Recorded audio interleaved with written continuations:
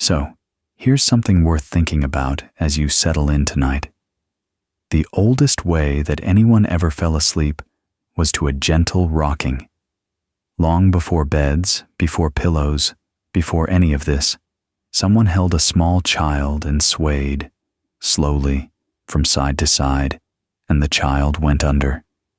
Your body still knows that motion. It is written into you somewhere very deep, and it happens to be almost exactly the motion of a ship, riding a slow swell, far out at sea. A cradle and a boat move in nearly the same way. So if any part of you tonight feels as though it is drifting, gently, on something larger and darker than the room you are lying in, that is an old and a friendly feeling. That is just your body remembering the water. Because tonight, we are going out onto that water. We are going to spend the next couple of hours with the ships that never came home. Not shipwrecks exactly. Something stranger than a wreck. The ships that were found still floating, still whole, with their sails set and their lamps trimmed and their tables laid, and not one living soul aboard. The derelicts, the ghost ships of the age of sail. If you drift off somewhere in the middle of all this, that is completely fine. That is, honestly, the whole idea. You do not need to keep track of the dates. You do not need to hold on to a single name. Every one of these ships has been drifting for a very long time already, and each of them can drift a little longer without you. The story will still be here in the morning. So let's start where the story actually starts. Not with any single ship, with the sea itself, and with the strange, particular thing we mean when we say that a ship has become a ghost. Think for a moment about what a ghost ship actually is. Not a wreck. A wreck is easy to understand. A wreck is wood on the rocks, a hull broken open on the seabed. A sad and simple ending. You can picture a wreck. You can grieve it. A ghost ship is something else entirely. A ghost ship is a vessel found perfectly whole, floating calmly on an ordinary sea, with almost everything aboard exactly as it should be, except for the one thing that matters most: the people. The crew is simply gone. The kettle is sometimes still warm. The logbook lies open on the table. The washing still hangs in the rigging, half dry. And there is no one there at all to explain any of it. So what happened here? Where did they all go? And why did they leave in such a hurry that they took nothing with them? That is the image that has kept these stories alive for hundreds of years. It is worse, somehow, than a storm. A storm makes a kind of sense. Wind and water are things we understand. But a warm ship on a calm sea, with the meal still laid out and every lifeboat accounted for, and not a single living person aboard. That is a puzzle with a hole in the middle of it. And the human mind does not like a hole. The mind wants to fill it. It will reach for pirates, for mutiny, for sea monsters, for a curse, for anything at all, rather than sit quietly with the silence. Now picture being the one who finds it. You are a sailor on another ship. You have spotted a vessel ahead, riding oddly, her sails set but flapping loose, going nowhere in particular. You hail her. No answer. You come alongside. Still nothing. So you lower a small boat and you row across, and you climb up onto a deck that should be busy with men, and it is empty. You call out. Your own voice comes back to you off the sails. There is the sound of water against the hull, and the creak of rope, and the small knocking of things that were never tied down, and nothing else at all. You go below. The cabins are in order. Someone's coat is still on its hook. And slowly it settles over you that wherever these people went, they went in a hurry. and they did not take the ship with them, and they are not coming back. That feeling, that exact feeling, is the seed of every story we are going to tell tonight. And here's the thing about the age of sail. It was a world almost perfectly built to grow stories like these. We will come back to that in a moment, gently, because it matters. But it is worth saying plainly, first, that most of these ships were real. Not all of them. Some are pure legend, and we will treat those as legend carefully and tell you exactly where the record runs out. But the Mary Celeste was real. The Carroll A Deering was real.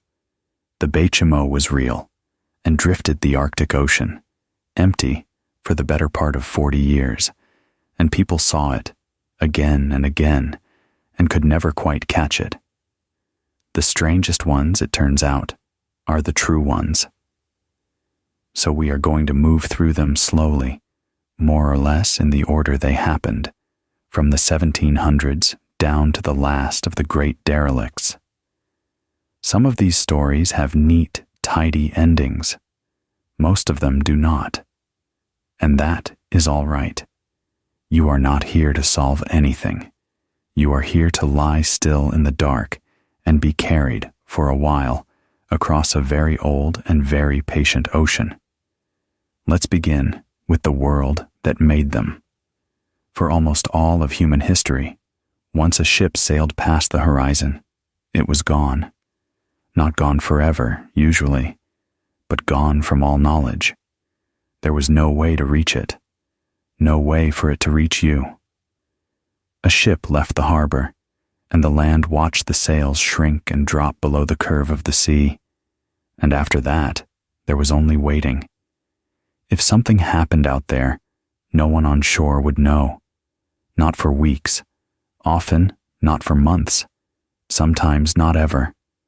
We forget how new the alternative is. For thousands of years, the fastest that any piece of news could travel was the speed of the fastest ship, which was really just the speed of the wind. There was no radio. There was no telegraph across the water. If a ship was in trouble in the middle of the ocean, there was no one to call and no way to call them. The only help available was whatever happened to be within sight, and out there, most of the time, nothing was within sight for a very long way in every direction. So a ship could be lost, completely, and stay a mystery forever, simply because no one had been near enough to see how it happened. The families would wait at the dock on the day the ship was due, and it would not come, and they would wait again the next week, and the week after, and slowly the waiting would turn into something else. There was no telegram to end it, no confirmation, just an absence that got longer and longer until the hope inside it quietly went out. Now think about what that does to a place. A port town in the 1700s is full of people who have lost someone to the sea without ever learning how.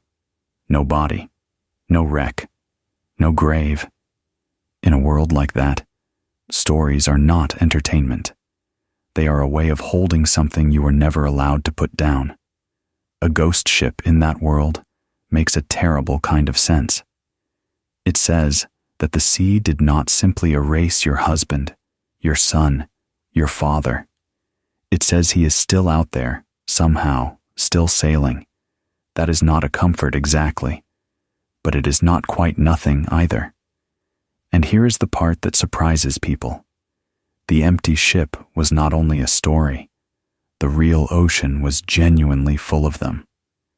When a storm swept a crew overboard, or when men had to abandon a leaking ship that then stubbornly refused to sink, the vessel did not vanish.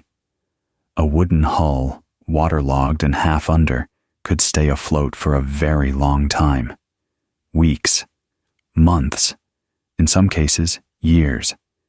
It would drift wherever the currents took it, low in the water, sails gone or hanging in rags, a dark shape that appeared out of the fog, and then was gone again. These were called derelicts, and there were so many of them that they became a serious danger to everyone else. A ship traveling at night could strike one and go down in minutes. It got so bad that the naval officers whose job was to map the sea began to map the derelicts too. They collected the reports. They marked the last known position of each drifting hulk on their charts. They tracked the ones that stayed afloat the longest across the ocean, month after month, the way you might track a slow storm. And navies sent ships out, on purpose, to find these floating wrecks and destroy them, to sink them for good, so they would stop threatening the sea lanes. So the ghost ship was not always folklore. Sometimes it was a real, waterlogged, drifting thing that the authorities were actively hunting. Now put those two facts side by side. A public that had lost countless people to the sea without explanation, and an ocean that really did carry empty, silent ships across it, appearing and vanishing in the mist. You do not need much more than that to grow a legend. You just need one more ingredient, and sailors had it in abundance. Superstition. The sea is the most dangerous workplace anyone had ever known, and the people who worked it had almost no control over whether they lived or died. When your survival depends on things you cannot influence, the wind, the current, the sudden squall, the mind reaches for anything that feels like a rule. So sailors built a whole world of signs and omens, certain words you never said aboard, certain days you never sailed. A ship must never be renamed, or she carries bad luck. Certain birds meant certain things. It was a way of feeling that the ocean could be bargained with, even a little. And a culture like that, primed to read meaning into everything, will read a great deal of meaning into an empty ship drifting out of the dark. Out of all of that, one story rose above the rest and became the pattern for every ghost ship that followed. You already know its name, the Flying Dutchman. We will not linger here, because the Dutchman is the one ship on our whole list that was never real at all. She is pure legend, the grandmother of the genre, the phantom every other tale is measured against. The story, in most versions, is of a Dutch East India captain, sometimes given the name Van der Decken, trying to round the Cape of Good Hope, down at the storm-torn bottom of Africa, in weather that would not let him pass, and instead of turning back, he swore a terrible oath.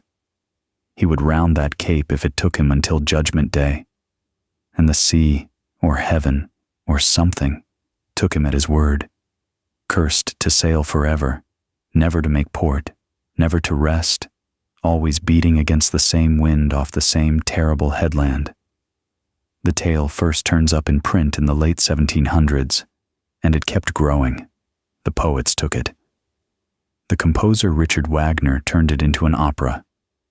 And there is one famous sighting, written down in an official log, that people still talk about.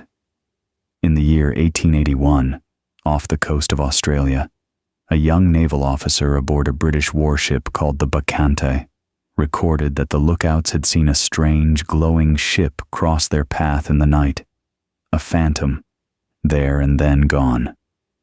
That young officer would one day become King George V of England. Whatever the men actually saw, and there are calm, natural explanations we will come to later, they wrote it down as the Flying Dutchman, because by then that was simply the name you gave to a ship that should not have been there. So that is the archetype, the ship that cannot die, cannot stop, cannot come home. Hold it lightly in your mind, because we are now going to leave the world of pure legend and go to the real coastline where our first true story begins. Not a phantom, a real ship full of real, hopeful people, and a cold December night on a small island off the coast of New England. Block Island is a small place. It sits out in the water south of the Rhode Island coast, a low green island of bluffs and ponds and wind, about a dozen miles from the mainland. In the winter, it is a lonely spot. dark early, the sea gray on every side, and it is here, on the night after Christmas, in the year 1738, that one of the oldest ghost ship legends in America was born, out of a real wreck and a real tragedy, and a great deal of argument about what actually happened. The ship was called the Princess Augusta. She was a British vessel, a few hundred tons, and she had left the port of Rotterdam, in the Netherlands, in the late summer of that year, bound across the whole width of the Atlantic for Philadelphia. Her captain was a man named George Long, and her passengers, packed below in the way that passengers were packed in those days, were German immigrants, hundreds of them. They came from a region along the River Rhine called the Palatinate, and because of that, the people who spoke English simply called them Palatines. That word matters, because it is the word that would eventually name the ghost. Nobody is quite sure how many of them there were. The old accounts say somewhere between 240 and 340 souls.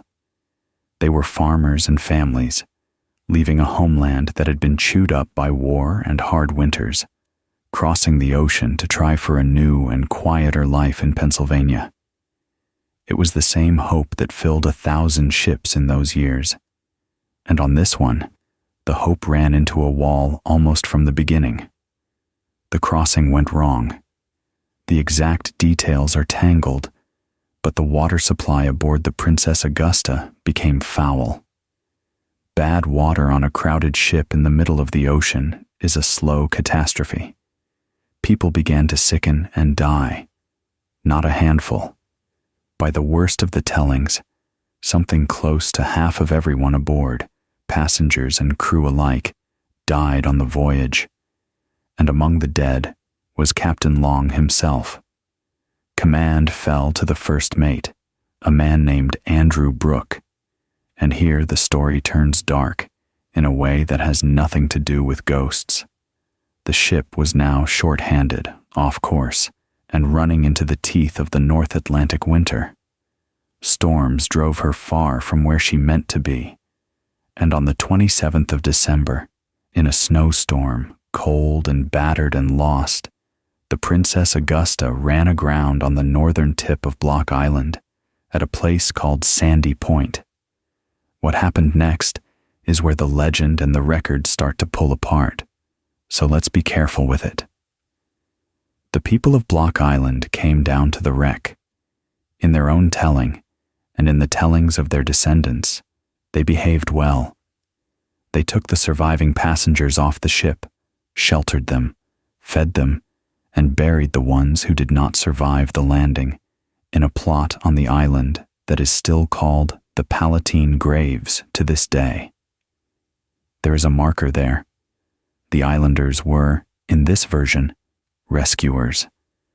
But another version began to spread on the mainland, and it spread fast, and it was uglier. It said that the islanders of Block Island were wreckers, that they had lured the ship onto the rocks on purpose with false lights to plunder her cargo, that they had robbed the desperate passengers, and that one woman, driven mad by everything she had seen, had refused to leave the ship and was still aboard when it was pushed back out to sea and set on fire, and that her screams carried across the water as she burned. Now, what do the actual records say? For a long time there was not much to go on, just the two stories, each accusing the other. But in the 20th century, sworn statements from the surviving crew were rediscovered, testimony given not long after the wreck, and they do not describe island wreckers at all. If anything, they describe the first mate, Andrew Brooke, behaving badly, rowing himself and his crew safely to shore while leaving the passengers still aboard the stranded ship, charging those passengers for the food that was left. The cruelty in the true account, such as it is, seems to belong to the man in command, not to the islanders And historians who have looked hard for any physical proof of the darker legend, the plundering, the burning, the screaming woman, have never found any.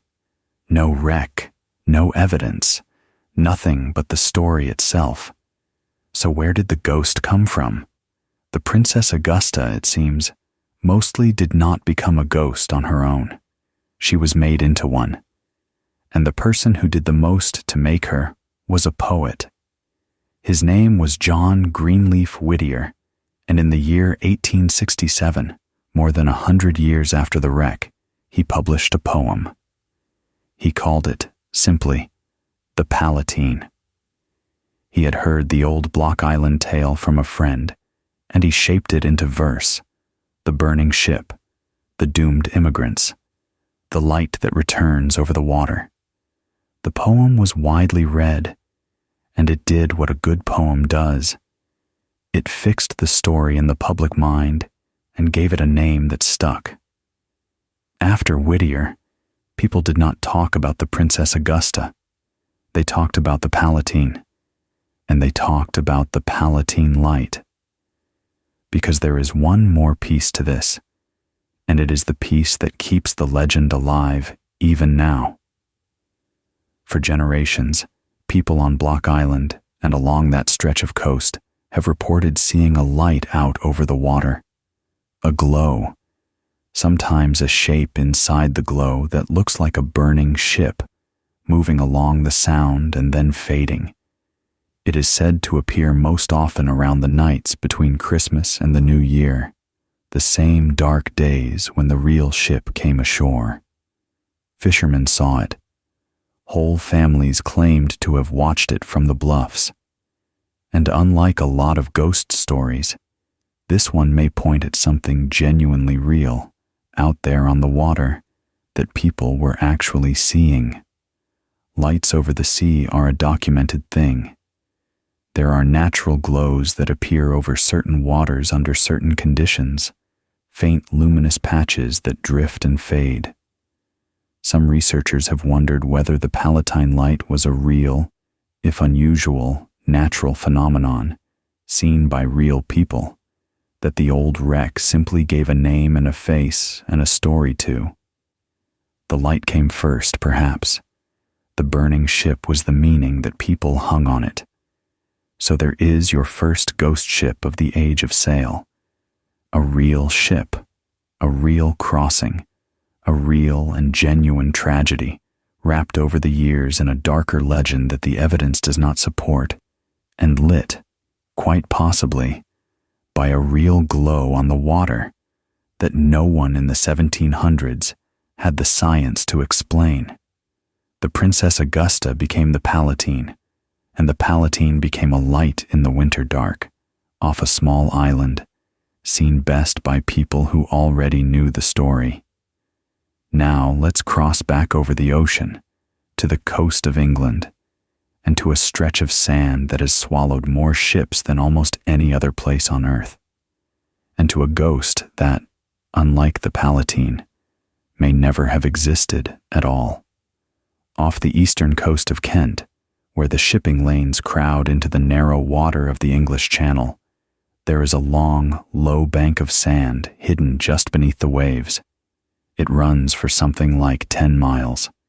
At low tide, parts of it lift clear of the water, and you can, if you are foolish enough, walk on it.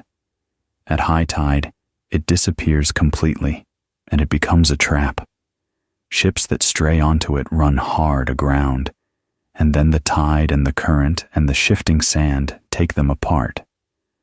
Over the centuries, the Goodwin Sands have wrecked thousands of vessels and drowned thousands of people.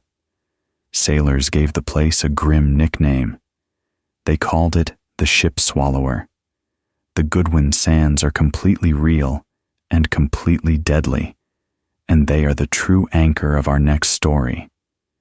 Everything solid in the tale of the Lady Lovibond is really about those sands. Everything else, and it is worth being honest about this from the start, may well be invention. The legend goes like this. In the year 1748, a small sailing ship called the Lady Lovibond set out down the channel, and this was a happy voyage, which is part of what makes the legend so sad. The captain, usually named Simon Reed, had just been married. His new bride was aboard with him, along with wedding guests celebrating. It was, in effect, a wedding party at sea. There was music and food, and the particular good mood of people who have just watched two others promise their lives to each other.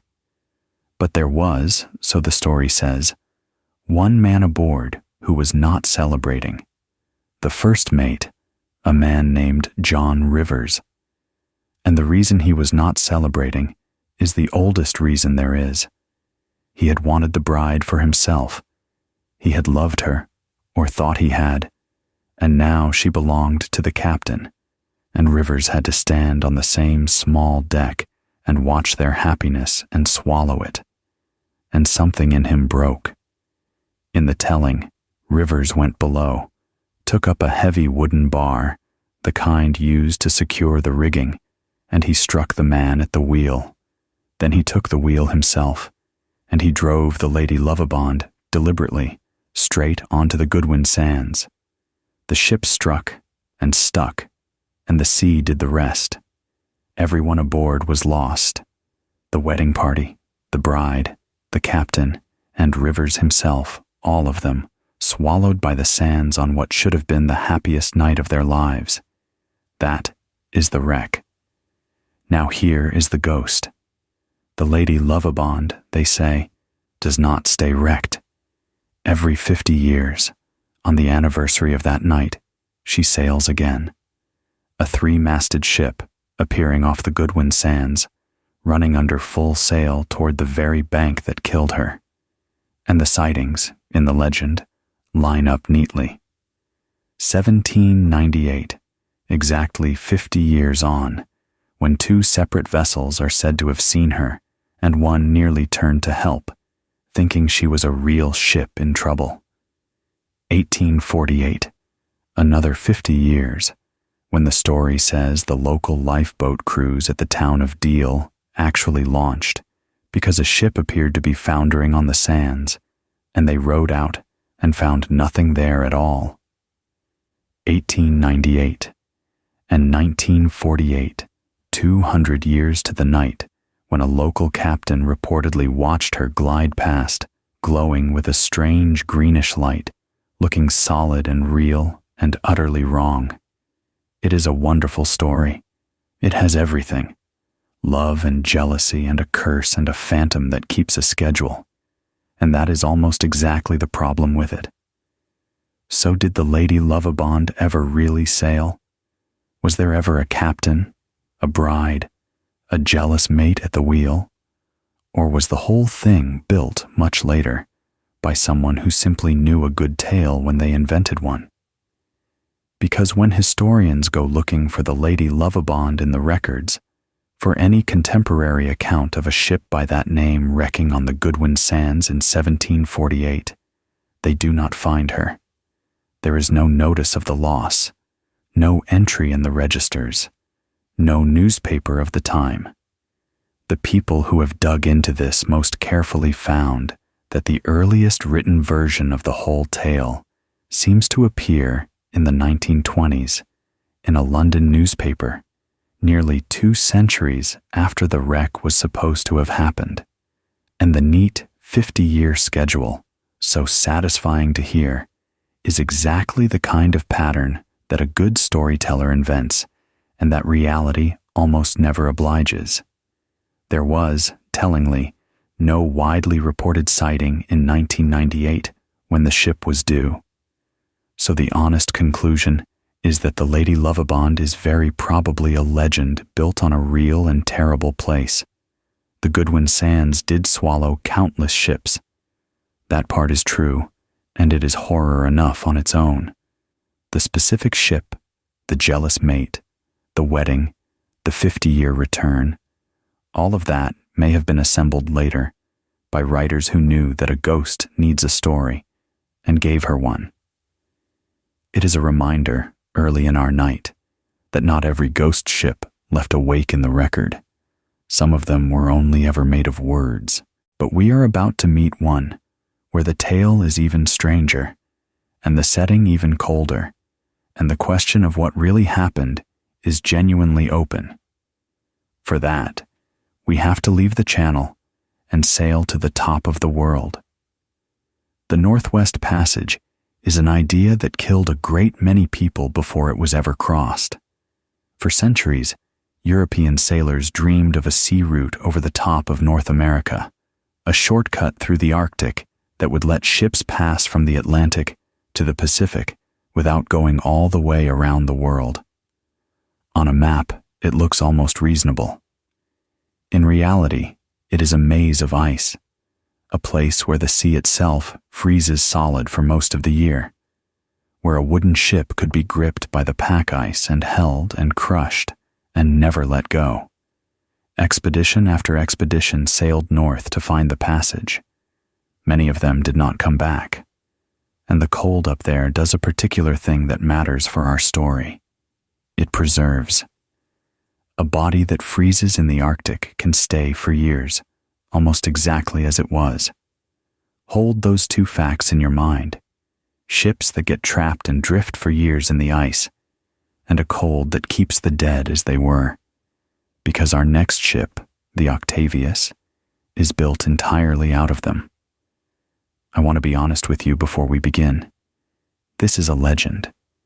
There is no solid record of it, no proof it ever happened, and we will come back to that.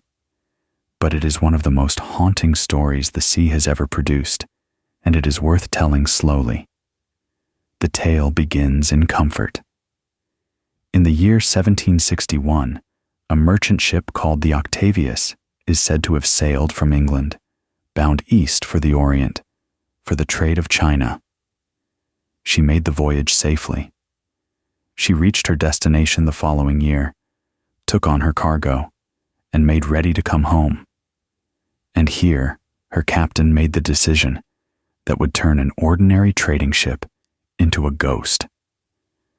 Rather than sail all the way back the long, safe way, he chose to attempt the Northwest Passage, to come home over the top of the world. It had almost never been done. It was, by any measure, a reckless gamble. And the Octavius sailed north into the ice and was never seen alive again. Now the story jumps forward 13 years. It is the year 1775. A whaling ship called the Herald is working the cold waters west of Greenland when her lookouts spot another vessel, drifting, her sails hanging stiff and ragged, moving with the ice rather than with any hand at the wheel. The Herald draws closer and hails her. There is no answer. So a small boarding party, 5 men, rows across and climbs aboard. What they find, in the telling, is a ship of the dead. The crew of the Octavius, some 28 men, are all below deck, frozen where they lay, perfectly preserved by the years of cold. They are not decayed. They look, the story says, almost as though they might wake. And when the boarding party makes its way aft to the captain's cabin, they find the strangest sight of all. The captain is still at his little writing desk, sitting upright, a pen in his hand, the ship's logbook open in front of him, as if he had paused, mid-sentence, to think of the next word, and simply never moved again. Nearby in the cabin, in some versions, are the frozen bodies of a woman, and a boy wrapped in a blanket, and a sailor who had been trying, at the end, to start a fire. The boarding party, badly shaken, grabs what it can and leaves in a hurry. And here is the detail that gives the legend its terrible weight. The logbook, frozen solid, was so brittle that when they took it, the middle pages fell away, and only the first and the last few survived. The last entry, they say, was dated the 11th of November, 1762, 13 years before, which means the Octavius, with her captain frozen at his desk, had been drifting through the ice, unmanned, for 13 years. and the last recorded position placed her far to the north, up above Alaska, on the Pacific side of the continent, which means something that is either impossible or extraordinary. That the dead crew of the Octavius, frozen in place, had drifted with the ice all the way across the top of the world through the Northwest Passage itself and out the far side near Greenland. The captain never made his shortcut in life. His corpse made it after death. It is a perfect story. And that, once again, is the warning sign. Because how would anyone know what the last log entry said if the middle pages had frozen and fallen away? How would 5 shaken men, boarding a ship full of the frozen dead, have paused to read the dates at all? The tale answers questions it has no way of answering. Because when you go looking for the hard facts of the Octavius, you come up with almost nothing. There is no reliable record of a ship by that name lost in the Arctic in the 1760s. There is no confirmed log of a whaler called the Herald making such a discovery in 1775. The tale seems to have circulated for a long time in the kind of publications that valued a good chill over a checked fact. And there are older, similar stories floating around the newspapers of the early 1800s. Frozen ships, frozen captains at their desks, sometimes under different names, one of them a ship called the Gloriana. The details drift and change from telling to telling, the way legends do, and true accounts usually do not. So the Octavius is almost certainly a story, not a history. But it is a story built on a foundation of real and awful truths. Ships really did get frozen into the Arctic ice and vanish. Only 70 years after the supposed date of the Octavius, a famous British expedition under a man named John Franklin sailed into that same ice to find the same passage, and every single one of its more than 100 men died, and their frozen remains were found scattered across the Arctic for decades afterward. Ships really do drift for years, locked in the moving pack ice. The cold really does preserve the dead. Every ingredient in the legend of the Octavius is real. It is only the ship herself that we cannot find, and perhaps that is fitting.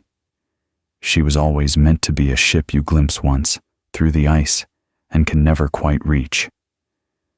So let's come back down from the ice, and down from the open ocean altogether, because the next ghost we visit does not haunt the sea at all. She haunts a river in the American South, and she does not come to you empty and silent. She comes to you on fire. The rivers of the American South in the 1800s were highways. Before the railroads spread everywhere, the fastest and grandest way to move people and cargo through the region was by steamboat, along the great muddy rivers that wound down toward the Gulf of Mexico. And these were not humble boats. The finest of them were floating palaces, with polished wood and chandeliers and grand staircases and fine food, carrying wealthy passengers and enormous loads of cotton down to the ports. One of the most beautiful of them all ran on the Tombigbee River in Alabama, and her name was the Eliza Battle. She was a sidewheel steamer, built in the early 1850s, and she was a genuine star of the river. She was so well regarded that when a former president of the United States, Millard Fillmore, traveled through the region, it was the Eliza Battle that hosted a reception for him. To ride her was to ride the very best the river had to offer. And for several years, that is exactly what she was.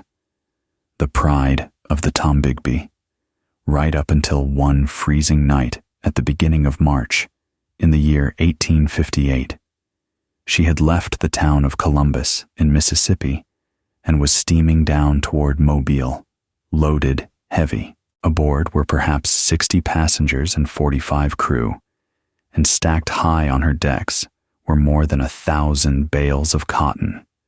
Cotton is money, and money rides on top, where you can load it fast. But cotton is also, when you think about it, an enormous amount of dry, packed tinder, sitting out in the open air. And on that particular night, the weather turned savage. A cold front swept down so hard and so fast that the temperature is said to have dropped some 40 degrees in a couple of hours, and a strong north wind came howling down the river. Around 2 o'clock in the morning, with almost everyone asleep, the cotton caught fire. No one knows for certain how it started. A spark from the smokestacks, most likely, settling into all that dry cotton. But once it started, the wind did the rest. It fanned the flames through the stacked bales faster than anyone could fight them, and within minutes, the grandest boat on the river was a floating bonfire, out in the middle of the black water on the coldest night of the year. The passengers woke to smoke and heat and had a single terrible choice: stay aboard and burn, or jump into a freezing river in the dark. Many jumped, and here the cold that had spread the fire turned and killed them a second way. The water was murderous. People who were not strong swimmers, people in their night clothes, people clinging to whatever they could find, were taken by the cold as surely as the fire took the boat. Some survived by grabbing hold of the very thing that had doomed the ship, floating bales of cotton, and riding them like rafts to the bank or to the trees along the flooded shore, where they clung, freezing, until help came at dawn. But many did not make it. Around 33 people died that night, from the fire and the water and the cold, in what remains the worst disaster in the history of that river. And out of that night came the ghost. The story told along the Tombigbee for generations after is that on certain cold and windy winter nights, when the conditions are just so, you can see her again, the Eliza Battle, out on the dark river, fully ablaze from bow to stern, drifting downstream wrapped in flames, silent, beautiful, and terrible. Rivermen said she was an omen. To see the burning boat was a warning, a sign that danger was coming to any vessel on the water. She was written into the folklore of Alabama, collected in the ghost tales of the region, a burning ship that carries the memory of the coldest night the river ever knew. Unlike the empty ghost ships of the open sea, the Eliza Battle gives you something to see. Not an absence, but a presence. Not a silence, but a fire on the water. And whether or not anyone truly saw her return, the thing underneath the legend is solidly, painfully real. A real boat, real passengers, a real fire on a real freezing night, and real people lost. The ghost is just grief, given a shape it can wear on the anniversary. Which is, when you think about it, what most of these stories really are. Now we come to the most famous of them all, the one you have probably heard of, even if you have never heard of any of the others. A ship whose very name has become a kind of shorthand for a mystery with no solution. So let's leave the rivers behind and go back out onto the wide Atlantic to a fine morning in December in the year 1872. To understand that December morning, we have to rewind a little, to a dock in New York, and to a ship that already had a reputation for bad luck before any of this began. She had not always been called the Mary Celeste. She was built up in Nova Scotia, in Canada, and launched in the year 1861 under a different name, the Amazon. And her early years were rough.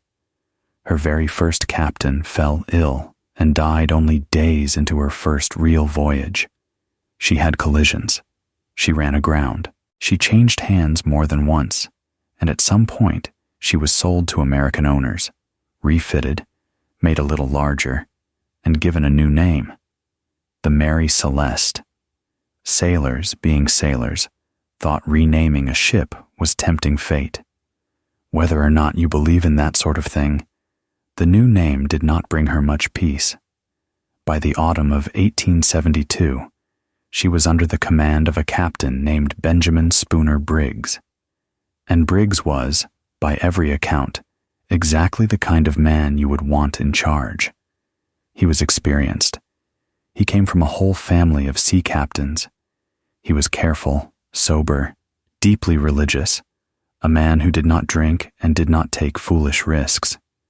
This matters, because everything that would later be said about drunkenness and mutiny and chaos aboard his ship runs straight into the fact that Briggs was famous for running a tight, quiet, orderly vessel. And this voyage was, in a sense, a family trip. Briggs brought his wife aboard, a woman named Sarah, and their little daughter, Sophia Matilda, who was 2 years old. They left their young son at home with his grandmother, which is an ordinary detail that becomes unbearably sad when you know how the story ends. So the ship carried the captain, his wife, his small daughter, and a crew of 7 experienced sailors. 10 people in all, a working ship and a family, setting out together. She left New York on the 7th of November, 1872, bound across the Atlantic for Genoa, in Italy. And in her hold, she carried cargo that will turn out to be the single most important character in the whole mystery. 1,701 barrels of alcohol. Not drinking alcohol. This was crude, denatured industrial alcohol, the kind used to fortify wine, poisonous to drink, packed in wooden barrels and stowed below. Remember those barrels. We will come back to them, because they may hold the answer to everything. About a week later, another ship left New York, following much the same route. She was a British brig called the Dei Gratia, under a captain named David Morehouse. And here is a small, human detail. Morehouse and Briggs knew each other. They were fellow captains, acquaintances, and depending on which account you read, the 2 men may have had dinner together in New York, not long before they both sailed. So when the Dei Gratia came upon what she found out on the ocean, it was not a stranger's ship. It may well have been the ship of a man Morehouse had shaken hands with a few weeks earlier. The Mary Celeste made good progress at first. The last entry in her log was written on the 25th of November, noting her position near the island of Santa Maria, in the Azores, those Portuguese islands far out in the Atlantic. After that, nothing. The log goes silent. Whatever happened sometime after that date. Now we arrive at the morning we started with.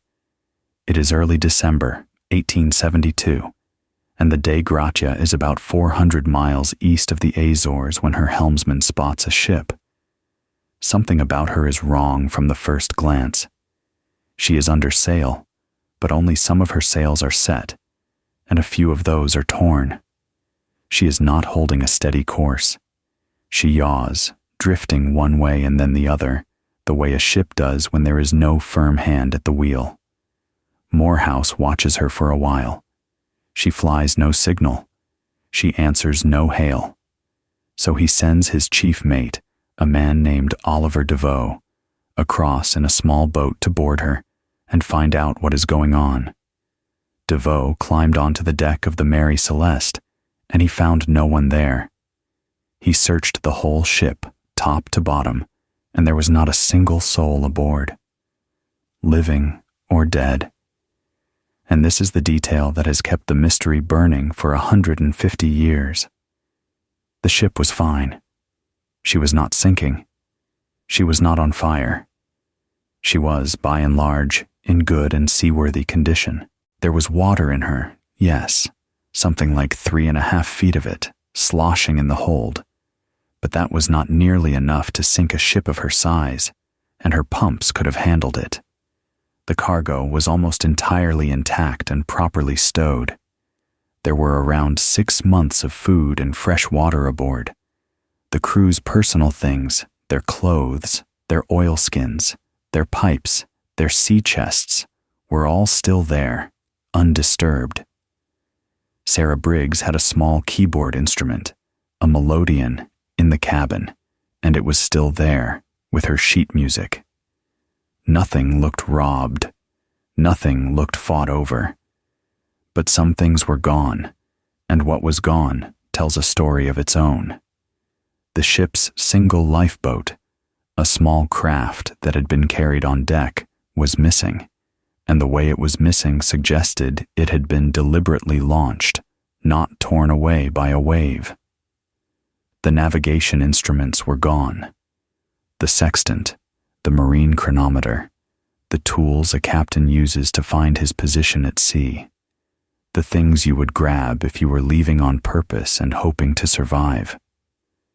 The ship's papers were gone too, all except the captain's logbook, which was left behind.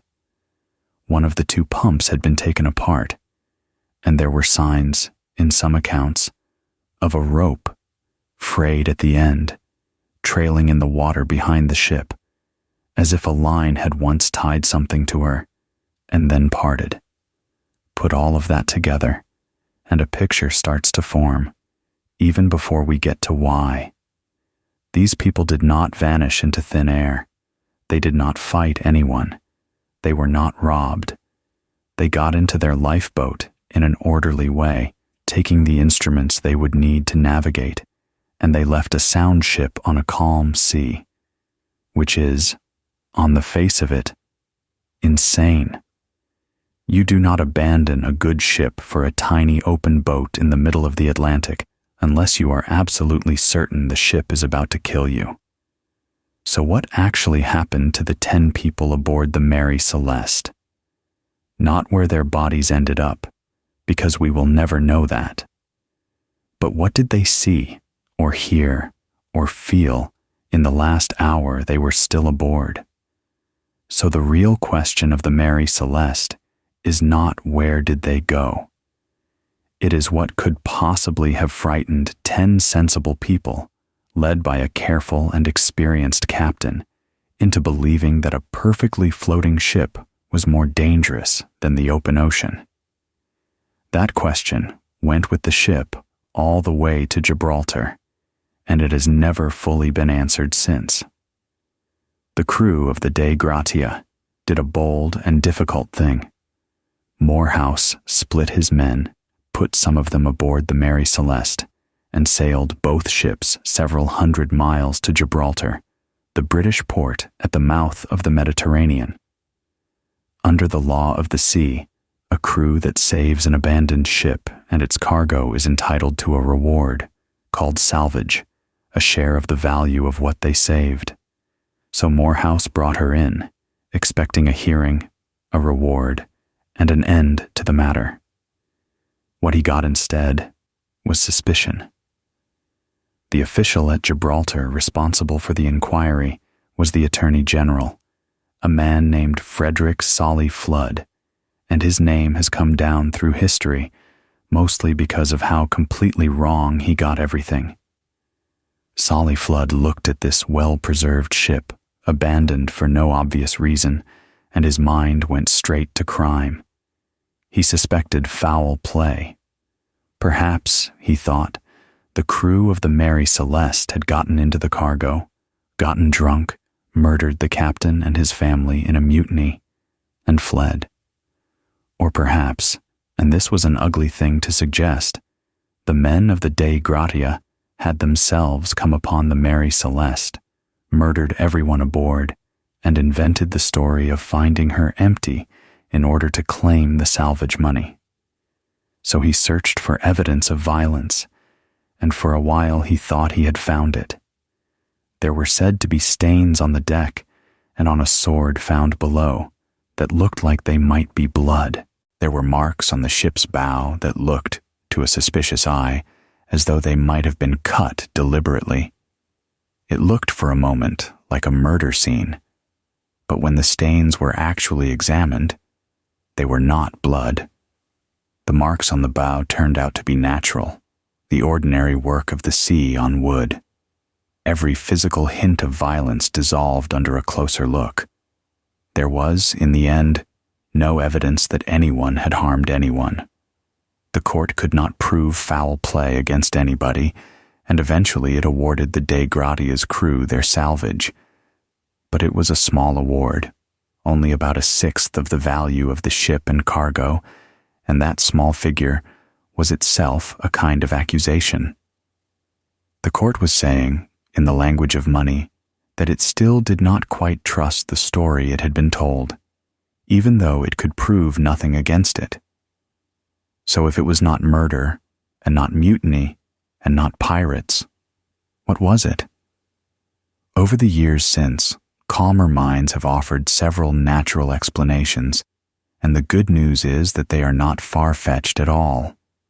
They are the kind of quiet, physical answers that fit a careful captain far better than any tale of bloodshed. The leading one comes back to those barrels of alcohol. When the ship was unloaded in Genoa, it was found that 9 of the 1,701 barrels were empty. 9 barrels of alcohol had leaked out. And they had leaked, it seems, because they were made of a more porous kind of oak than the others. Now think about what that means. Down in a warm hold, alcohol has been quietly evaporating, filling the space between the barrels with invisible, flammable vapor. At some point, perhaps, someone opens a hatch to check the cargo, or the ship rolls and shifts the barrels, and there is a sudden release. Maybe even a sharp noise, a rumble, a small burst of pressure, a brief flash of flame that leaves no lasting burn. Nothing that would actually destroy the ship. But imagine you are Captain Briggs. You have a hold full of alcohol. You have just heard a bang and felt the ship shudder and perhaps seen fumes or a flash come up through the hatch. What do you think is about to happen? You think your ship is about to explode, with your wife and your little girl aboard, and that gives you the whole picture, cleanly. Briggs, in a panic that any of us would share, orders everyone into the lifeboat to get clear of what he believes is a floating bomb. But he does not want to lose the ship, so he does something sensible. He ties the lifeboat to the Mary Celeste with a long rope so they can drift a safe distance behind her and wait for the vapor to clear, and then haul themselves back aboard once the danger passes. 10 people, crowded into a small open boat, tied by a single line to their ship, riding out their fear. And then the wind freshens, or a swell comes through, and the ship, still under some sail, begins to move. The rope goes taut, and it parts, the frayed rope trailing in the water. In an instant, the Mary Celeste is sailing away from them, faster than they can row, and there is nothing they can do but watch her go, growing smaller, carrying their food and their water and their shelter over the horizon, leaving them alone in an open boat, 400 miles from land. That is a version where nobody did anything stupid. Everybody did something reasonable, and they died anyway. There are other honest explanations, and they may each hold a piece of it. One is a waterspout, which is essentially a tornado over the sea. If a waterspout passed over or very near the ship, the sudden drop in air pressure inside the funnel could have forced water up in strange ways, pushed it into the hold, and made the ship seem to be flooding far faster than she really was. The disassembled pump would have made it even harder to get an accurate reading.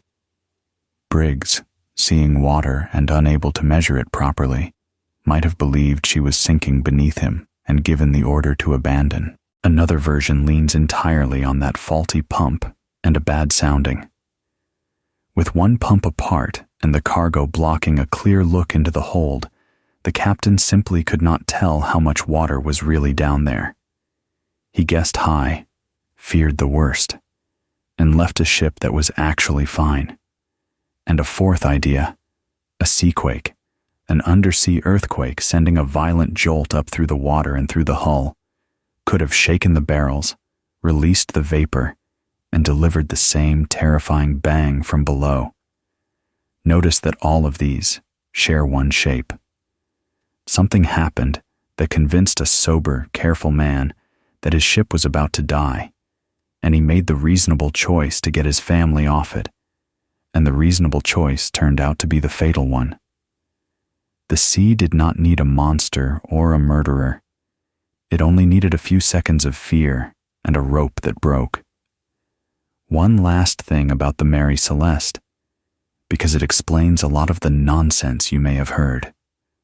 A young writer, years later, in 1884, published a short story inspired by the case. His name was Arthur Conan Doyle, and he would go on to invent Sherlock Holmes.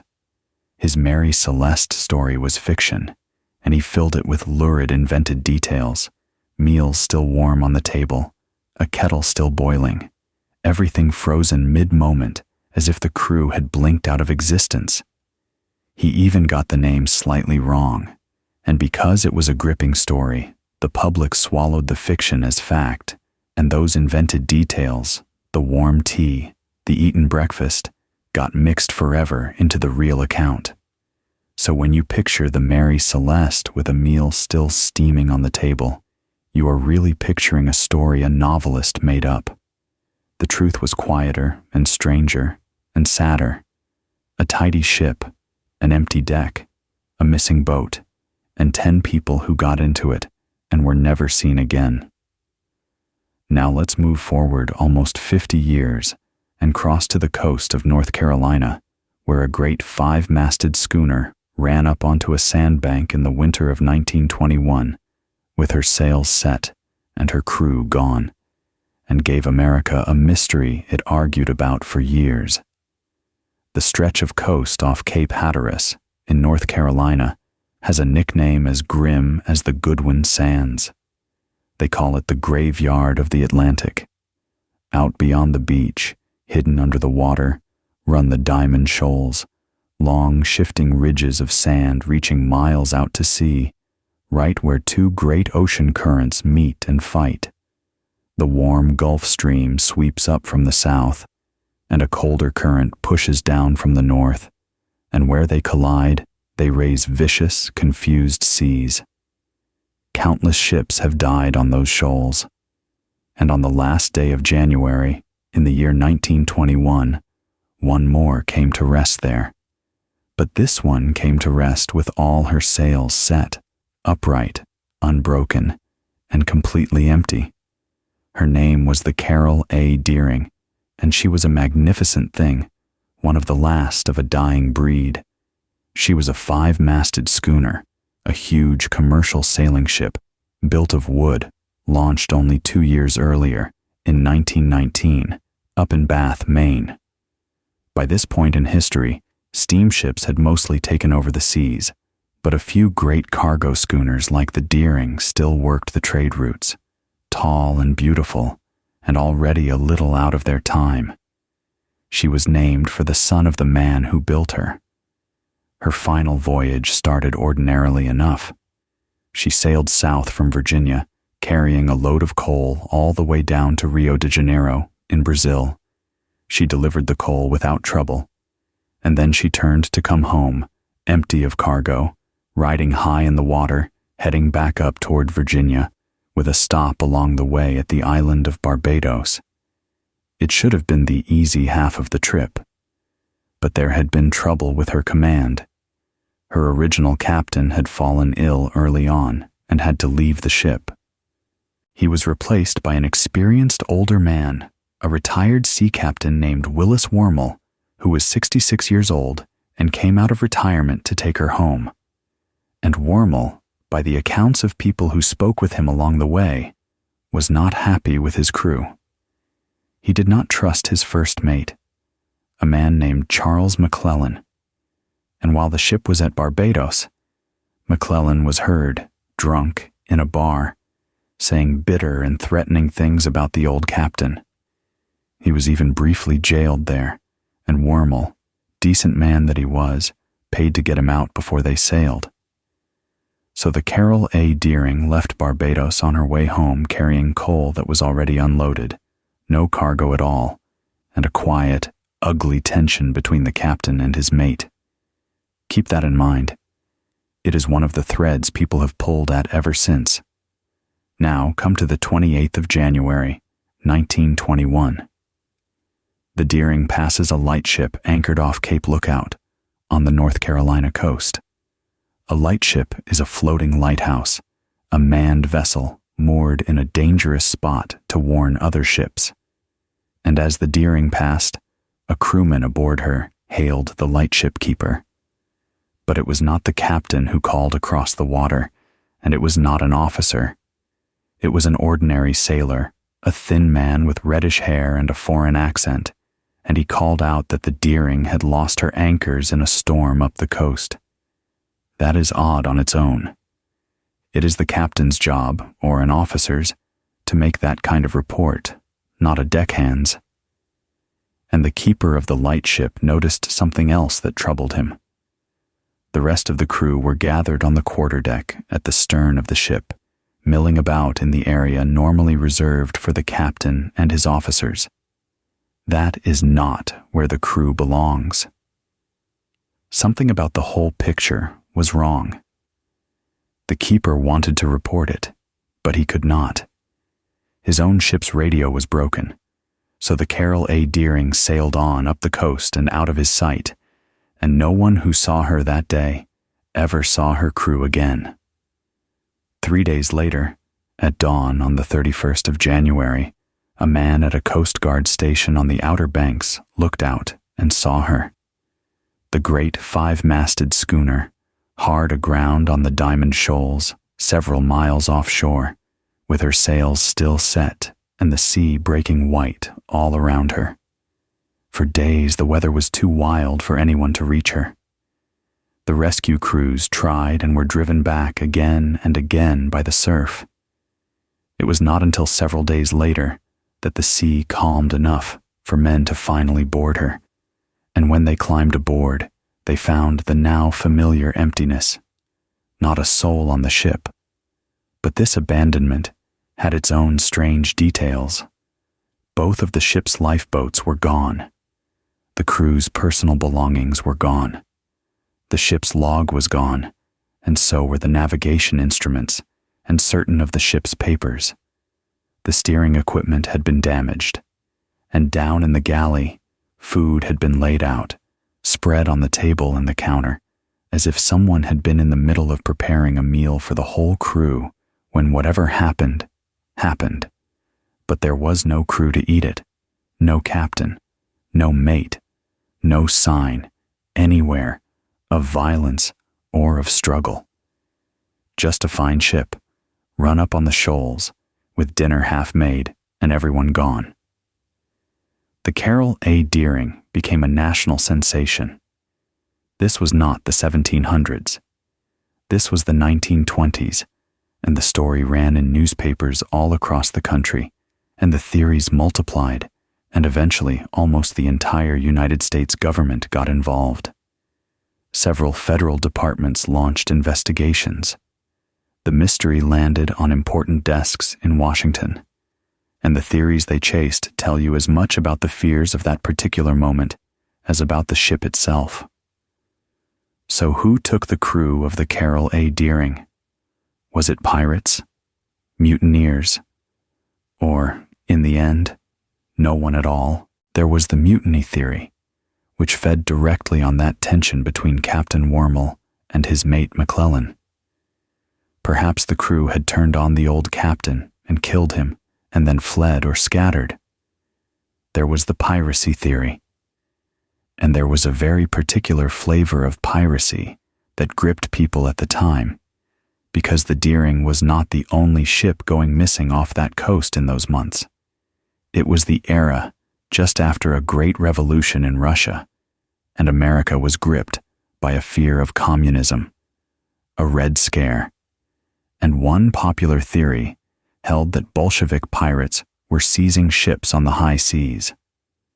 There was the theory that in this new age of prohibition, with alcohol banned in America, rum-running gangs and hijackers were operating off the coast and had taken the ship. There was even a message in a bottle found on the beach by a man walking the shore that seemed to describe the Deering being captured by a mysterious oil-burning boat. It caused a sensation. and it was later judged to be a hoax. None of the dramatic theories could ever be proven, and the calmer, sadder explanation is probably the true one, and it needs no pirates at all. The Deering had reported losing her anchors. She was off one of the most dangerous stretches of coast in the world, in winter, with a crew in some disarray. If she was caught by a storm near the shoals, with no anchors to hold her and her steering failing, the captain may simply have given the order that so many of our captains gave: abandon ship, get into the boats. And in that terrible surf, off the Diamond Shoals, 2 small lifeboats crowded with men would have had almost no chance at all. They would have been swamped and lost, every one of them, within sight of a coast they could not reach, while the ship they left behind, empty now, drifted on and grounded herself gently on the sand and waited, sails set, for someone to come and find her. The mystery of the Carroll A Deering is not really where the ship went. We know exactly where the ship went. The mystery is the crew, and the crew, most likely, was taken quietly by the same sea that has taken so many others off that graveyard shore. So let's leave the warm, treacherous water off Carolina and go north again, all the way back to the ice, for the strangest true story of the whole night. Because the next ship did not sink, and did not stay put, and did not disappear into a single mystery. She simply refused, for almost 40 years, to die. Her name was the Baychimo, and she began her life far from the Arctic, built in Sweden in the year 1914, a sturdy cargo steamer with a steel hull, something over 200 feet long. After the First World War, she came into British hands, and she was bought by one of the oldest companies in North America, the Hudson's Bay Company, the great fur trading enterprise. They gave her the name Baychimo, and they put her to work in the far north. Every year she would steam up along the Arctic coasts, to Alaska and beyond, calling at remote settlements, trading with the local people and the trappers, and taking on cargo. And her cargo was furs, bundles and bundles of valuable pelts, a small fortune in each hold, gathered from a coastline where almost nobody lived. For years, she did this without serious trouble. But the Arctic gives you a narrow window each year, a few short months when the sea ice loosens enough to let a ship through, and if you misjudge it, the ice closes around you, and you are trapped until spring, or forever. And in the autumn of 1931, on her way home heavy with furs, the Baychimo misjudged it. The ice came early. It closed around her hull off the coast of northern Alaska, near a place called Barrow, and it held her fast. She was frozen in. Her captain was a man named John Cornwell, and he had a crew of 22 aboard. At first they hoped the ice would shift and free them. It did, briefly, and then trapped them again. Worse than before, it became clear they were not getting the ship out that season, so aircraft were sent, and most of the crew were flown out to safety before winter fully closed in. But the furs were valuable, and the company was not ready to give up the ship. So 15 men, including Captain Cornwell, chose to stay. They built a small wooden shelter on the ice beside the trapped ship, and they settled in to wait out the worst of the winter, guarding the cargo, hoping the spring thaw would let them bring the Baychimo home. And then came the night of the 24th of November. A tremendous blizzard swept over the coast, a whiteout so total that the men stayed huddled in their shelter, unable to see the ship a stone's throw away. It blew for days, and when at last it cleared, and they went out to check on the Baychimo, she was gone. Simply gone. The stretch of ice where she had been frozen was empty. The men assumed the storm had broken up the ice, and the ship had been crushed and had sunk beneath it, which would have been the ordinary end of the story. A ship lost in the ice. It happens. But the Baychimo had not sunk. A few days later, a local seal hunter came to the men with strange news. He had seen their ship, not sunk at all, but floating, free of the ice, drifting some miles down the coast to the south. The storm had not destroyed her. It had ripped her loose and set her adrift. The crew tracked her down, found her floating, boarded her, and took off the most valuable of the furs. But by now it was deep winter, and the men judged, reasonably, that this battered ship would never survive the season. So they took what they could carry, and they left her there, expecting the ice or the sea to finish her off any day. It never did. And that is where the Baychimo stopped being a cargo ship and became a ghost. So how long can an empty ship stay afloat, alone, in the cruelest sea on earth? A single winter? A year? For the Baychimo, the answer would turn out to be almost beyond belief, because she would not go down. Month after month, and then year after year, the empty Baychimo went on drifting through the Arctic seas, with no one aboard, carried by the ice and the current wherever they pleased. And every so often, someone would see her. A group of travelers would come across her frozen into the pack and go aboard. Explorers spotted her. Inuit hunters reported her. She was seen in 1932, and again in the years after, appearing out of the ice, drifting, empty, and then vanishing again before anyone could do anything with her. Sometimes people boarded her. Once or twice someone meant to salvage her, and then the weather turned, or the ice shifted, and she slipped away into the fog once more. She could never be caught and kept. She just kept drifting, a real ghost ship, the thing the legends only imagined, floating crewless across the top of the world for decade after decade. The last confirmed sighting of the Baychimo came in the year 1969, 38 years after her crew left her on the ice. She was found, once again, frozen into the pack off the Alaskan coast, still afloat, still empty, still refusing to sink. And after that, she was never reliably seen again. Perhaps she finally went down, quietly, in some storm with no one there to watch. Perhaps she is still out there somewhere, locked in the ice, waiting. Years later, the state of Alaska actually launched a search to try to find her, or her wreck. They never did. The Baychimo had done what no legend could, and outlasted everyone who ever tried to follow her. So let's come south, away from the ice, into warm and crowded water, for one last ship. And this one is the opposite of the Baychimo in every way. The Baychimo was unquestionably real, and we could never quite catch her.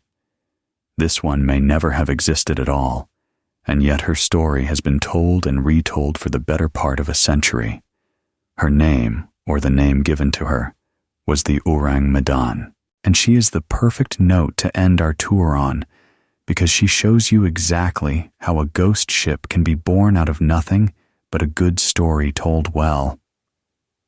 The tale is set in the years just after the Second World War, somewhere in the late 1940s, in the Strait of Malacca, the busy ribbon of sea that runs between Sumatra and the Malay Peninsula, in what was then the Dutch East Indies. According to the story, ships in the area picked up a distress call, a message in Morse code, tapped out by a failing hand, and the words of that message are the whole reason anyone remembers it. It said that all the officers, including the captain, were dead, lying in the chart room and on the bridge. It said that possibly the entire crew was dead. Then came a stretch of garbled, meaningless code. And then, at the very end, 2 more words. I die. And then nothing. An American merchant ship, said to be called the Silver Star, is supposed to have heard the call and gone to help. She found the Orang Medan drifting, silent, undamaged, and when a boarding party climbed aboard, they found, in the telling, a horror. The entire crew, dead, not wounded, not marked, but sprawled everywhere across the decks, on their backs, arms reaching upward, mouths open, eyes wide and staring at the sky, their faces frozen in an expression of absolute terror. Even the ship's dog, the story says, lay dead, its lips pulled back in a final snarl. There was no blood, no wound, no obvious cause, just a whole crew struck down at once, all wearing the same look of fear. And then, as the rescuers prepared to tow the ship, smoke began to rise from below. A fire had broken out in the hold. The boarding party scrambled back to their own ship just in time, and the Orang Medan, it is said, exploded and sank, taking her dead and her secret down with her. It is a genuinely chilling story, and it is, almost certainly, not true. So was there ever a ship called the Orang Medan at all? Was there ever a crew or a rescue or a message tapped out by a dying hand in the dark? So let's take it apart gently, because the way it falls apart is itself worth knowing. When people who study ships go looking for the Orang Medan, they find nothing. There is no record of a ship by that name in the great shipping registers of the world, the enormous ledgers that list essentially every commercial vessel afloat. A ship that big does not simply fail to appear. There is no solid record of the rescue ship, the Silver Star, ever making such a rescue. There are no confirmed survivors, no confirmed witnesses, no wreck, no salvage, no official inquiry of the kind that every one of our real ships generated in stacks. When you trace the story backward, it does not lead to a harbor or a court or a logbook. It leads to a few newspaper and magazine articles, published years apart, written by people who cannot themselves be traced back to any solid source. One version surfaced in a Dutch-Indonesian newspaper in the late 1940s. The tale reached a wider audience when it appeared, some years later, in a magazine put out by the United States Coast Guard, which retold it as a kind of mysterious story rather than as a verified case. It was passed along, not documented. And the more carefully anyone looks, the more it dissolves in the hand. People have tried, over the years, to explain the deaths anyway, as if the ship were real. Maybe she was secretly carrying dangerous chemicals that leaked and gassed the crew. Maybe there was a fire that produced poisonous fumes. And those are not silly ideas, in the abstract, but they are answers to a question that probably has no ship attached to it. You cannot diagnose the death of a crew that likely never lived. The most honest thing to say about the Orang Medan is that she is a ghost ship in the truest sense of the phrase. Not a real ship that people mistook for a ghost, but a ghost that was never a ship at all. A story that learned to float on its own, without any hull beneath it. And there is something almost fitting about ending on her, because she shows you the machinery of the legend running with nothing inside it. Take the empty ship, add the look of terror, add the message tapped out by a dying man, add the fire that conveniently destroys all the evidence, and you have a perfect mystery that can never be solved, because there was never anything there to solve. So let's pull back now and look at all of them together, one last time before we let them go. Think about what actually links these ships across 3 centuries and half the oceans of the world. Underneath every one of them, real or invented, is the same simple, stubborn fact. The sea keeps its secrets. For almost all of the time that humans have gone to sea, once a ship passed the horizon, no one could see it, reach it, or hear from it. When something went wrong out there, it went wrong in total privacy, witnessed by no one who lived to tell it. And a mystery, a real gap in what we can know, does not sit quietly in the human mind.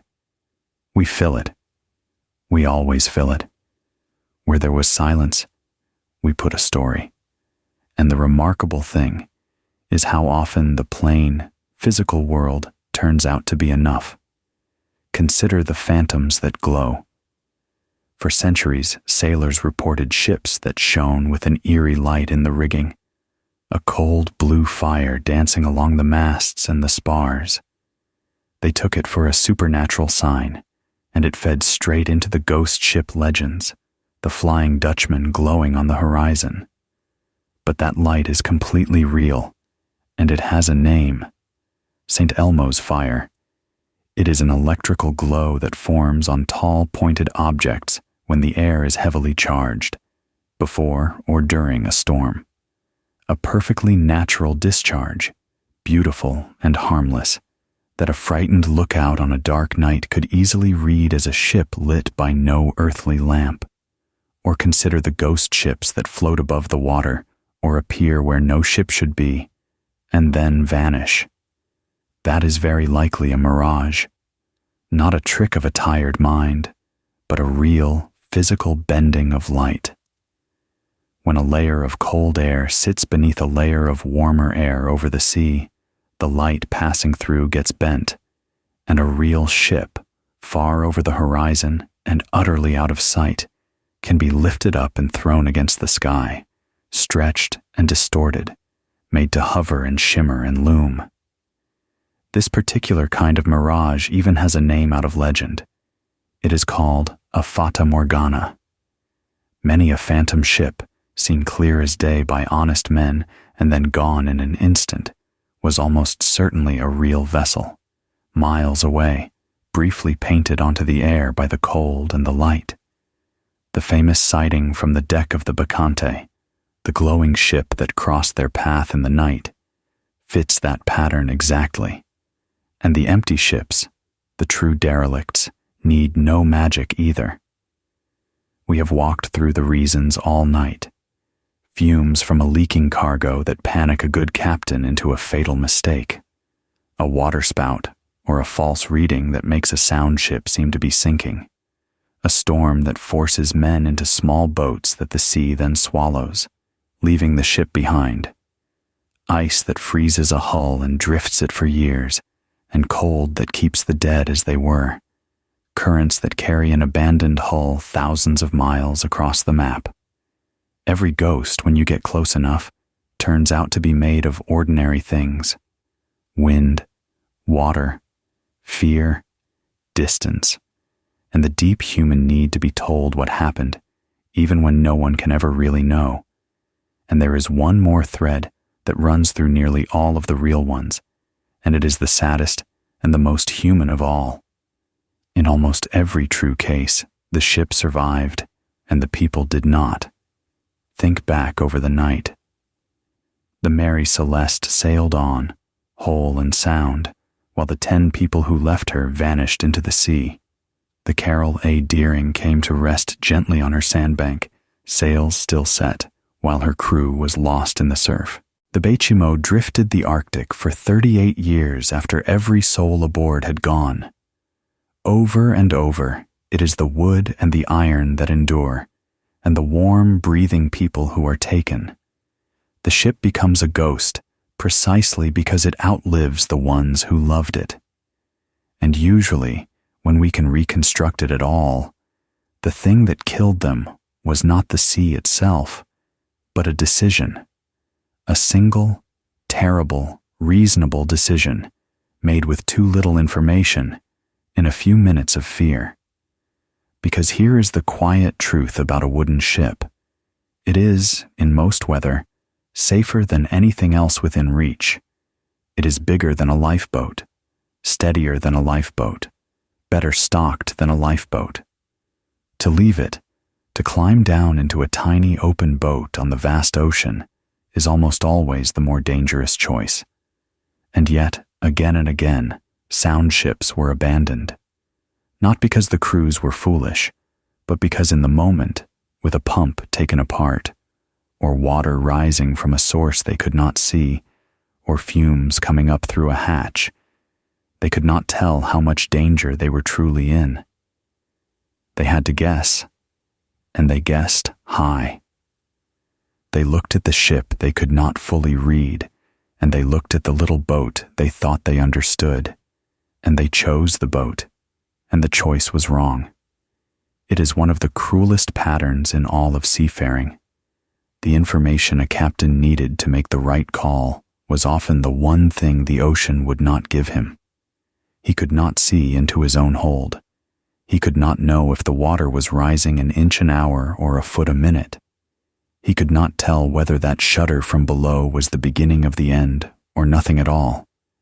So he made the safe choice, the cautious choice, the choice a careful man makes to protect the people he is responsible for. Get them off, get them clear.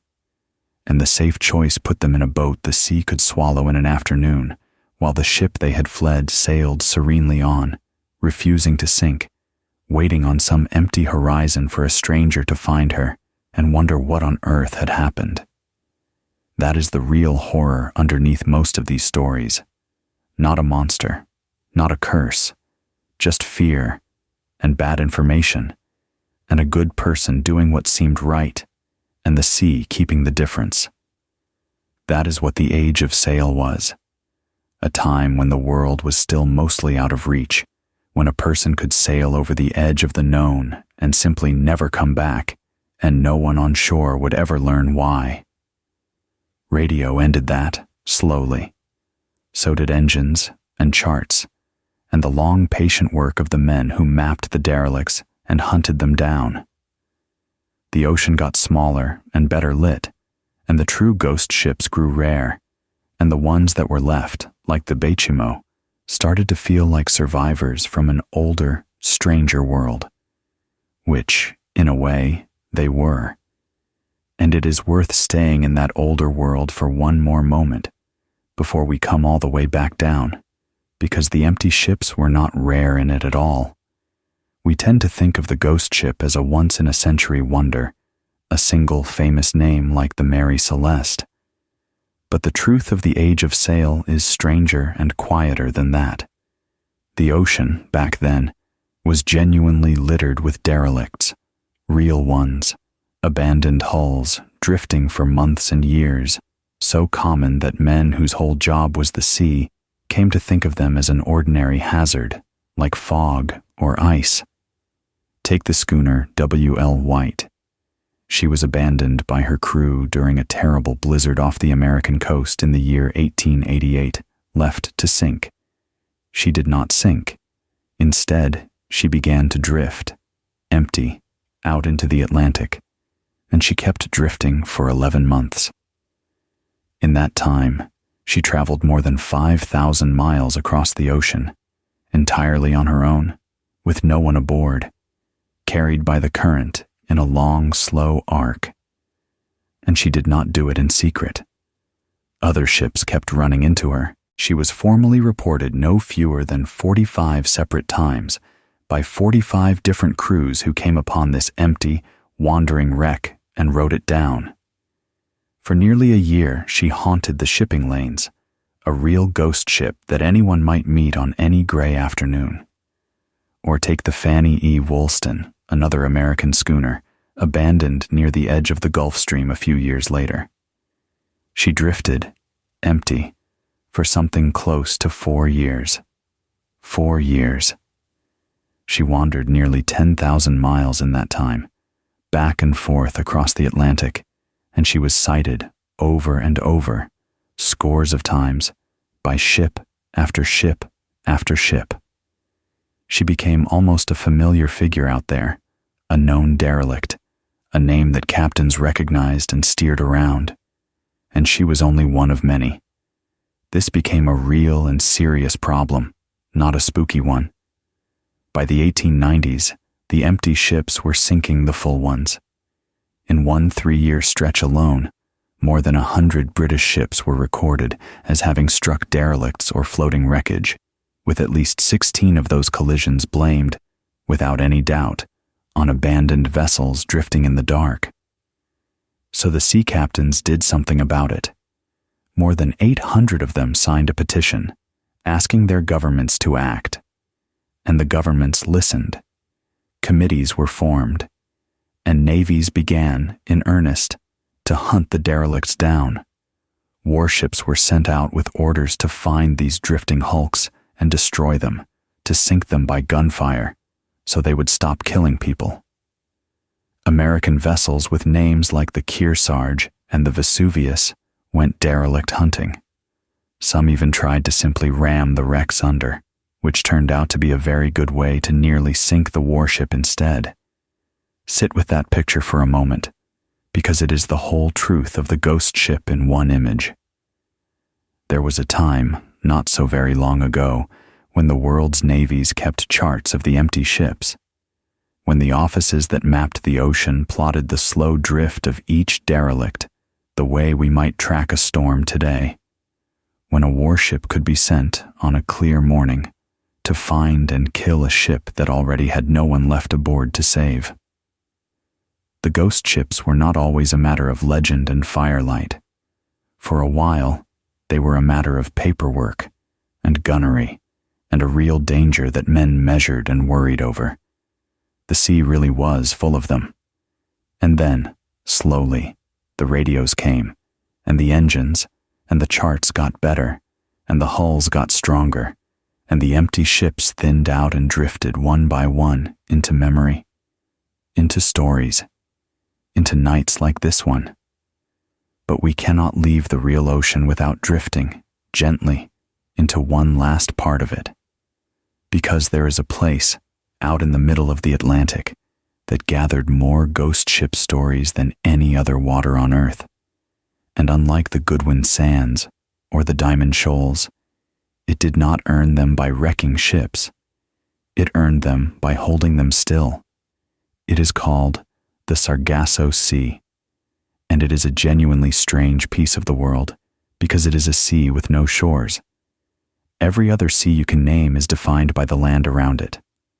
The Sargasso is defined only by water. It sits in the middle of the North Atlantic, a vast oval region ringed on every side, not by any coastline, but by ocean currents. Those currents circle slowly around it, a great wheel of moving water thousands of miles across, turning forever, and in the calm center of that enormous wheel, the sea lies almost perfectly still. Two things collect in that stillness. The first is seaweed.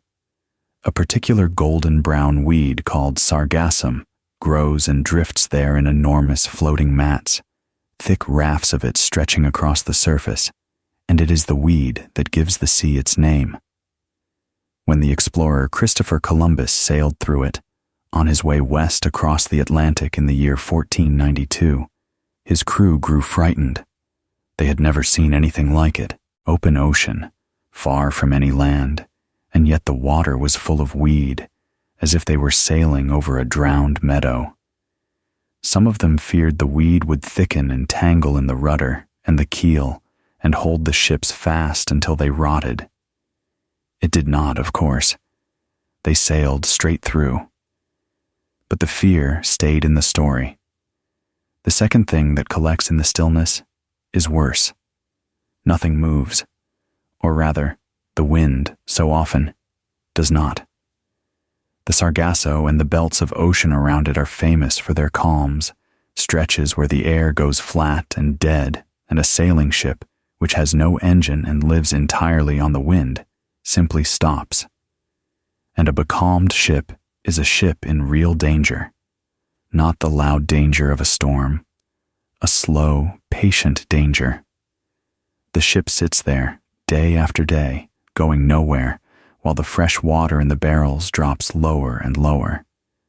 In the belts near the Sargasso, there is a stretch that old sailors gave a grim name: the Horse Latitudes. The story goes that ships becalmed there, running low on water, would throw their horses overboard to save what little they had left. Whether or not that is the true origin of the name, the fear behind it was real enough. To be becalmed, far from land, with the water running out, was one of the quiet nightmares of the age of sail. And a ship where the water ran all the way out became, in time, exactly the kind of silent, empty vessel we have been chasing all night. So the currents of the Atlantic did two things at once. They drew the drifting derelicts slowly inward, the abandoned hulls like the W.L. White and the Fanny E. Woolston wandering on the great wheel of the current. And in the calm heart of it all, they let those ships sit and rot and gather, which is how the Sargasso earned its darkest name. Sailors began to call it the graveyard of ships, the sea of lost vessels. And the legend grew, as legends do, far past the truth. People told of a vast, still, weed-choked expanse at the center of the ocean, where every ship that was ever lost had gathered, hundreds of them, thousands of them, rotting hull against rotting hull, a floating city of the dead, crewed by skeletons, tangled forever in the golden weed, unable to sink and unable to leave. That version is not true. The weed does not trap ships.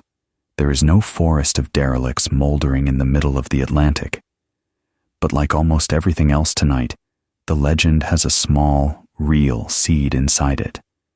There really is a strange, still, weed-filled sea out there with no shores of its own. Ships really were becalmed near it, and really did sometimes die of thirst and drift on empty. And the currents really do carry loose things, seaweed and driftwood, and yes, the occasional abandoned hull, slowly toward that quiet center. The graveyard of ships was mostly a story, but it was a story built, once again, on a true and lonely feature of the real ocean, the same patient ocean that has been underneath us this whole night long. And it is time now to come in off that ocean for good. So let's come back down now, all the way down. It is time to bring you home. Let the ocean go quiet again in your mind. Let the ships drift back where they came from, each one settling into its own dark corner of the map. The Orang Medan, the one that was never truly there, dissolving first, back into the words she was always made of. The Baychimo, out in the Arctic, frozen into her ice, drifting on in the cold and the silence, needing nothing from anyone. The Carroll A. Deering, resting on her sandbank off the Carolina shore. The Mary Celeste, sailing on alone across the calm Atlantic, her cabins in order, her lamps trimmed, her small mystery kept. The Eliza Battle, and her fire going out on the dark river. The Octavius, and the Lady Lovibond, and the Palatine, sinking gently back into legend, where the water is warm and nothing is ever quite proven.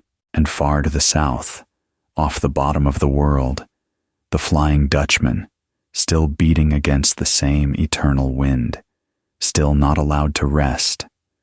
Let all of them go.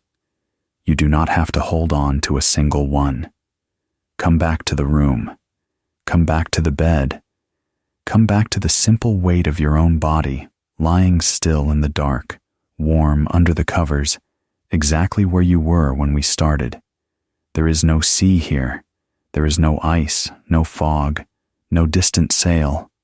There is only the quiet and the soft dark and the slow rise and fall of your own breathing, which was the only tide you ever really needed.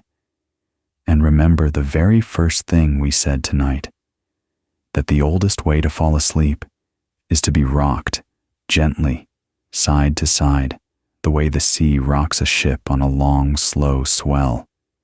That motion is still in you. It has been in you the whole time. You do not have to go out onto any ocean to feel it. You only have to lie here and let go, and let that old, kind rocking carry you the rest of the way down. You do not have to remember any of it. Not the names, not the dates, not which ship was real and which was only ever a story. None of it needs you to keep it safe. The Mary Celeste has kept her own secret for 150 years without any help from you, and she will keep it for 150 more. The derelicts will go on drifting or resting or dissolving into legend, whether you follow them or not. Every one of these ships got along perfectly well without a single soul watching, out there in the dark, for years and years. They can manage one more night, and they will all still be there in the morning, the real ones on their charts, the legends in their books, the whole strange and patient fleet of them, riding the same old ocean they always have. None of it is going anywhere. None of it is in any hurry. And neither now are you. So just rest. Let the ships sail on without you. Let the sea keep its secrets, the way it always has. Let the last light on the last far mast blur and dim and drift below the edge of the water until there is nothing left to see at all. And you, warm and still and safe in your harbor, can finally let the line slip and drift out, gently, into sleep.